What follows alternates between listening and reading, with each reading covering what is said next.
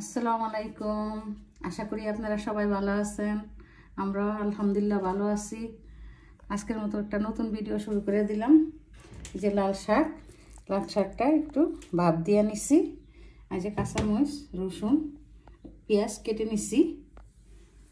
দেখতে থাকেন, আমার সাথে থাকেন। ভিডিও ভালো লাগলে সাবস্ক্রাইব, লাইক, শেয়ার, কমেন্ট করবেন। আপনারা কমেন্টগুলো দেন, পড়তে অনেক অনেক ভালো লাগে, আনন্দ দেয় মনে। এইভাবেই আমাকে সাপোর্ট করে যাবেন। দেখতে থাকেন। দিয়ে দিলাম তেল, দিয়ে দিলাম গোটা কাটা শুকনো মরিচ,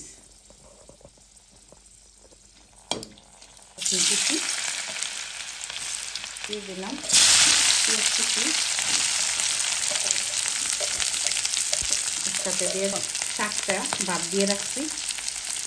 লবণ দিয়ে দিলাম পরিমাণ মতো। এখন একটু ভেজে নেব, তারপর শাক দিয়ে দিব। শাকটা বেছে ধুয়ে পরিষ্কার করে ভাপ দিয়ে নিচ্ছি। শাকটা এই যে লাল টকটকা, শাকটা কত লাল, আমার ভাই বোনেরা, আমার খালামণিরা, একবার লাল টকটকা।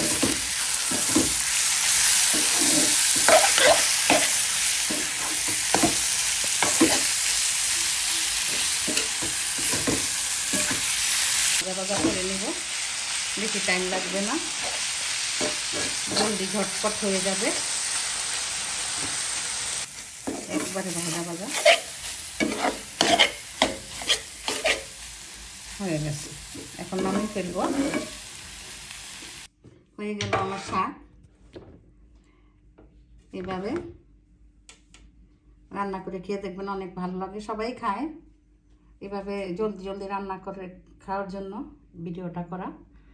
যদি ভিডিও ভালো লেগে থাকে তাহলে সাবস্ক্রাইব, লাইক, শেয়ার, কমেন্ট করবেন। যারা যারা নতুন অ্যাড হবেন প্লিজ লাইক দিয়ে ভিডিওটা শুরু করবেন, সাবস্ক্রাইব করে দিবেন। আল্লাহ হাফেজ।